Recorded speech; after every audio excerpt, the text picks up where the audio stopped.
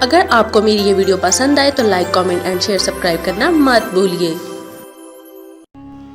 تیرے بھاگ آنے کے بعد وہ ڈاکو وہاں موجود ہوں گے، قتیبہ نے سوالیہ انداز میں کہا۔ ہاں ابن مسلم، وہ اپنے آپ کو اور کہیں اتنا محفوظ نہیں سمجھتے، ابو موسیٰ بولا۔ تجھے کتنی فوج چاہیے ہوگی؟ قتیبہ نے فوراً ہی ایک فیصلہ کر لیا تھا۔ 1000 سوار کافی ہوں گے، ابو موسیٰ نے جواب دیا۔ اس کے ساتھ ہی قتیبہ نے 1000 سواروں کے دستے کی تیاری کا حکم دے دیا۔ ابو موسیٰ، تو ان سواروں کی قیادت کرے گا، چند سپاہیوں کے ساتھ اس لڑکی کو اور اپنے بیٹے کو گھر روانہ کر دے۔ قتیبہ کی یہ بات سن کر ابو موسیٰ نے ساوتری اور اپنے بیٹے کو گھر روانہ کر دیا۔ اگلے دن افق کی کرنیں ابو موسیٰ کی قیادت میں 1000 سواروں کو روانہ ہوتے دیکھ رہی تھی۔ روانہ ہونے سے پہلے قتیبہ نے ابو موسیٰ کو ضروری ہدایات دینے کے بعد اسے ہدایت کی تھی کہ وہ جلد از جلد واپس لوٹے۔ ابو موسیٰ، میں تمہارے انتظار میں یہاں بیٹھ نہیں سکتا، میں جاؤں گا، میں کوچ جاری رکھوں گا۔ کوچ کا راستہ تمہیں سمجھا دیا ہے، اب دنوں کا حساب رکھنا، تم واپسی میں جتنے دن لگاؤ گے میں اتنی منزلیں آگے جا چکا ہوں گا۔ یہ آخری ہدایت تھی جو قتیبہ نے ابو موسیٰ کو دی تھی، جس کے بعد ابو موسیٰ روانہ ہو گیا تھا۔ اس کے ساتھ قتیبہ کا مشہور سالار زرار بن حسین بھی تھا۔ یہ دونوں سالار طوفان کی رفتار سے اپنے ہدف کی طرف بڑھ رہے تھے۔ ابھی انہیں چلے تیسرا دن نہیں ہوا تھا کہ وہ اس کھنڈر نما قلعے کے آثار سامنے دیکھ رہے تھے۔ انہوں نے قلعے سے خاصی دور ٹیلوں کی آڑ میں اپنا دستہ روک لیا۔ ابو موسیٰ، زرار بن حسین پوچھ رہا تھا، اب تو کیا سوچ رہا ہے؟ آگے بڑھ کر ہمیں آگے بڑھنے کا حکم دے۔ اللہ کی قسم، تو یہاں سے بے مراد واپس جانا نہیں چاہتا؟ ابن حسین، ابو موسیٰ بولا، اس وقت ہم چھپ کر وقت گزاریں گے اور جو ہی رات ہوگی ہم حملہ کر دیں گے۔ چھپے تو ہم ہوئے ہیں، زرار بن حسین نے اس لیے کہا کیونکہ ابو موسیٰ نے اپنا دستہ ریت کے ٹیلوں کے درمیان چھپا لیا تھا اور وہ بھی اس طرح کہ قلعے پر نظر رکھ سکتے تھے، لیکن ان کو کوئی نہیں دیکھ سکتا تھا۔ زرار بن حسین پھر بولا، لیکن ابھی حملہ کرنے میں کوئی نقصان نہیں، بلکہ ہمیں تو یہاں جلد از جلد فارغ ہونا ہے۔ ابن ابو موسیٰ نے جواب دیا، میں اس قلعے کو اندر سے دیکھ آیا ہوں، چاہے سرسری طور پر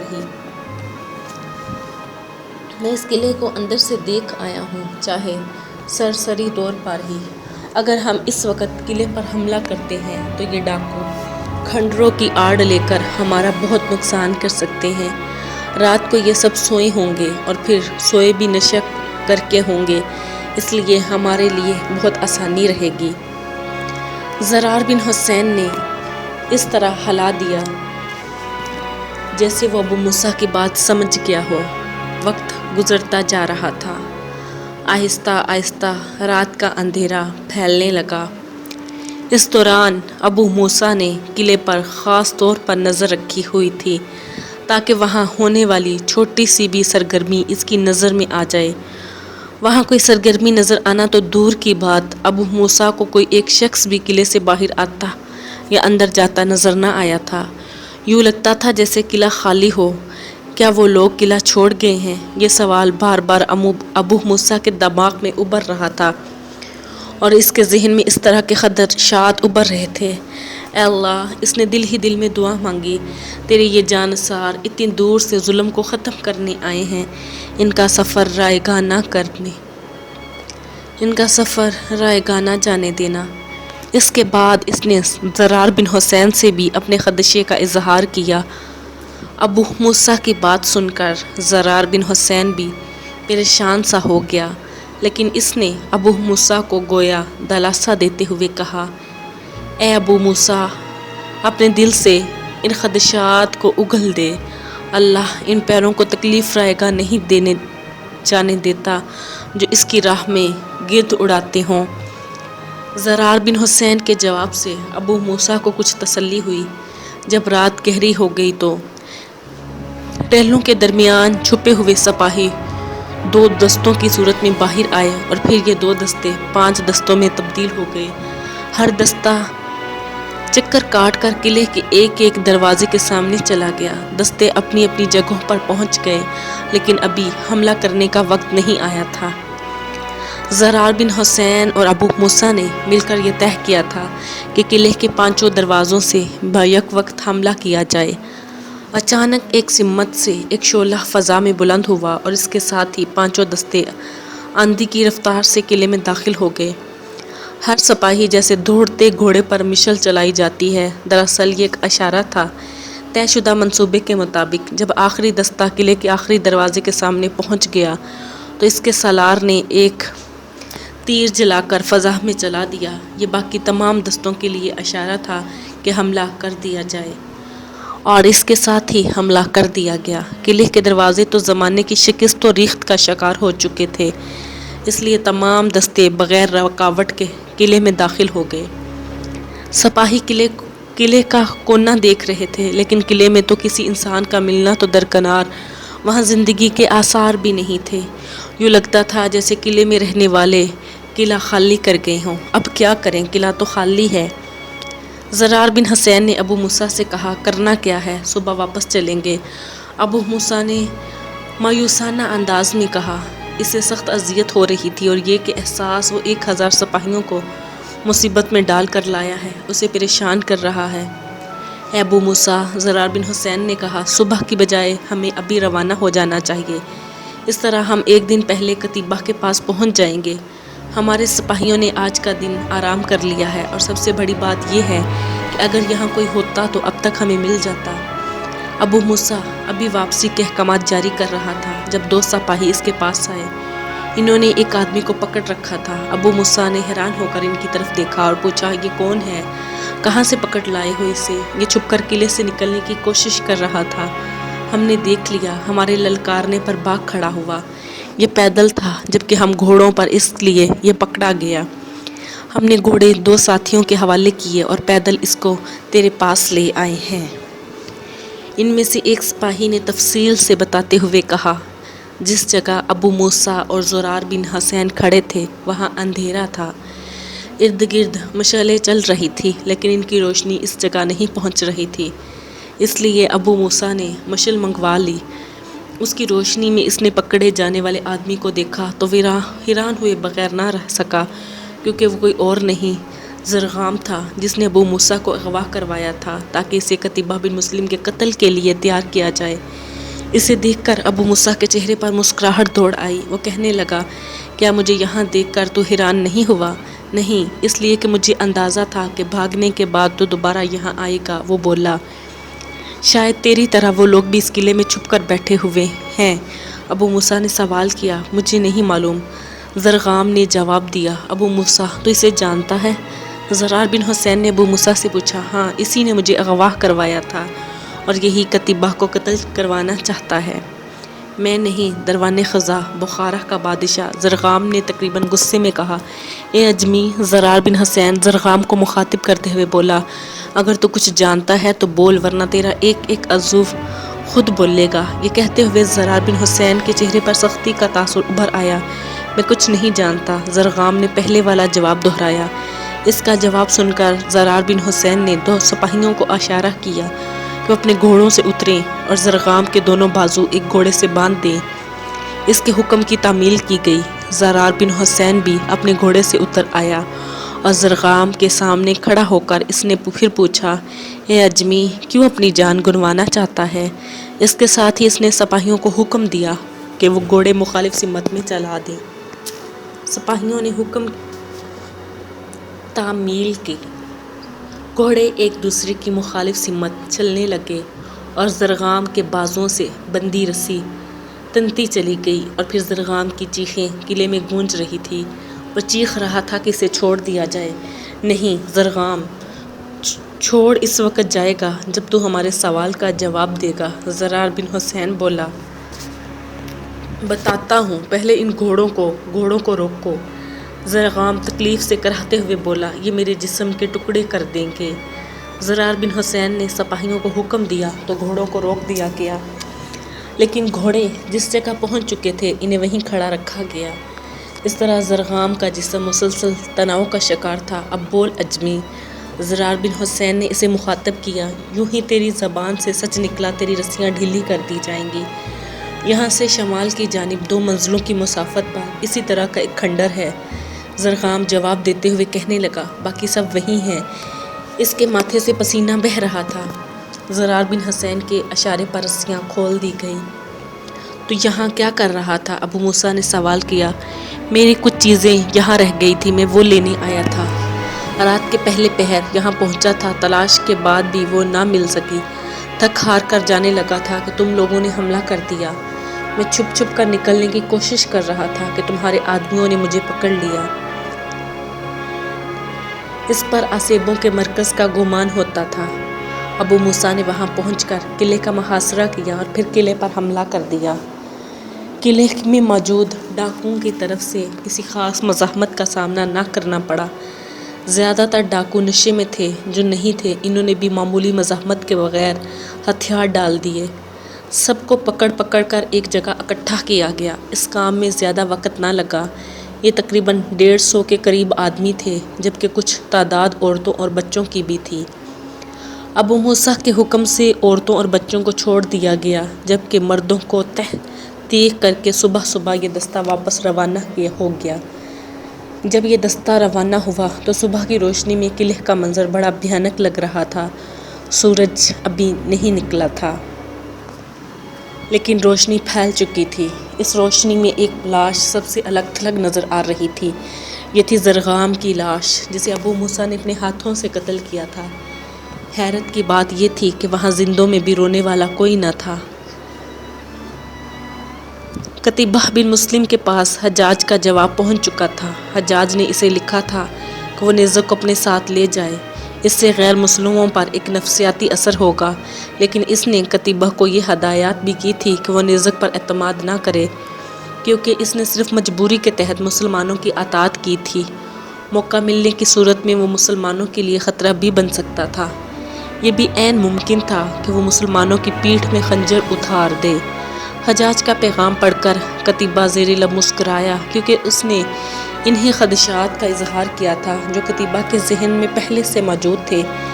تاہم اسے اطمینان تھا کہ حجاج نے اس کے فیصلے کی تائید کرتے ہوئے نزک کو ساتھ لے جانے کی اجازت دے دی تھی۔ حجاج کا پیغام پڑھنے کے بعد قتیبہ بن مسلم نے نزک کی طرف قاصد روانہ کر دیا۔ پیغام میں اس نے نزک کو کہا تھا کہ وہ اپنی فوج لے کر جتنی جلدی ہو سکے قتیبہ سے آ ملے۔ قتیبہ کسی کے انتظار میں دن ضائع نہیں کرنا چاہتا تھا، اس لیے اس نے ابو موسیٰ کو 1000 سوار دیے، لیکن اس کے انتظار میں رکا نہیں تھا۔ اس طرح وہ نزک کے انتظار میں رکنا نہیں چاہتا تھا۔ اس سے اس کا مقصد یہ بھی تھا کہ نزک کو یہ احساس دلایا جائے کہ وہ مسلمانوں کے لیے اتنا اہم نہیں کہ وہ اس کے انتظار میں اپنا کوچ روک دیں۔ نزک کو جو ہی قتیبہ بن مسلم کا پیغام ملا، وہ فوراً چل پڑا اور 1 ہفتے کی مسافت چند دنوں میں طے کر کے قتیبہ سے آ ملا۔ نزک کے آ جانے سے لشکر کی مجموعی تعداد 40,000 کے لگ بھگ ہو گئی تھی۔ یہ لشکر جدید ہتھیاروں اور تازہ دم گھوڑوں سے چلا آ رہا تھا، اور پھر ابو موسیٰ کی قیادت میں گئے 1000 سوار بھی واپس آ گئے۔ یہ تو ہو ہی نہیں سکتا تھا کہ مسلمانوں کا لشکر کہیں حملہ کرنے نکلے تو کسی کو اطلاع ہی نہ ہو۔ چنانچہ جب قتیبہ 9 مشقت سے چند دن کے فاصلے پر پہنچ گیا تو دروان خزاع تک اس کی اطلاع پہنچ گئی۔ اس نے اس کو بچانے کے لیے فوج روانہ کر دی۔ اس کے علاوہ اس نے سغد کے بادشاہ کی طرف ہون اور اہل فرغانہ کی طرف بھی قاصد دوڑا دیے۔ 9 مشقت کو بچانا اس کے لیے بہت ضروری ہو گیا تھا۔ اس نے جو فوج روانہ کی تھی اس کا سپہ سالار بغانون تھا، اور پھر اس کے ساتھ سغد اور اہل فرغانہ کا لشکر بھی آ ملا، اور یوں اس کے لشکر کی مجموعی تعداد 2 لاکھ کے لگ بھگ ہو گئی تھی۔ یہ لشکر مسلمانوں کی 40,000 کی جمعیت کو کچلنے کے لیے چلا آ رہا تھا، لیکن اس جمعیت کو اکٹھا ہونے میں چند دن ضرور لگے تھے، اور چند دنوں میں قتیبہ 9 مشقت کا محاصرہ کر چکا تھا۔ دراصل قتیبہ اس بات سے اگرچہ بے خبر تھا کہ اس نے اس کے خلاف ایک کثیر لشکر اکٹھا کیا جا رہا ہے، لیکن اسے امید ضرور تھی کہ ایسا ہوگا، کیونکہ بیکند کے محاصرے کے دوران اسے اس بات کا خاص تجربہ حاصل ہو گیا تھا۔ وہ سمجھ گیا تھا کہ یہ ایک مخصوص چال ہے جسے دروان خزاں پھر چلے گا، اس لیے اس نے اس کا علاج پہلے ہی کر لیا تھا۔ ابھی وہ نو مشقت سے چند دن کے فاصلے پر تھا کہ اس نے کوچ کی رفتار حیرت انگیز طور پر تیز کروا دی اور چند دن کا فاصلہ ایک دن میں طے کر کے نو مشقت پہنچ گیا۔ اس نے اسی پر اکتفا نہ کیا بلکہ فوراً قلعے کا محاصرہ کر لیا اور قلعے پر یلغار شروع کر دی۔ اس کی یلغار اتنی طوفانی تھی کہ صاف نظر آ رہا تھا کہ یہ قلعہ چند دن میں مسلمانوں کے پاس ہوگا۔ کچھ تو کتیبہ کا نام ہی دہشت بن چکا تھا، اور پھر جب اس نے اس انداز میں یلغار کی تو قلعے کے اندر موجود لوگوں پر دہشت طاری ہو گئی۔ اب یہ آدھا دن ہی گزرا تھا کہ قلعے پر سفید پرچم لہرانے لگا۔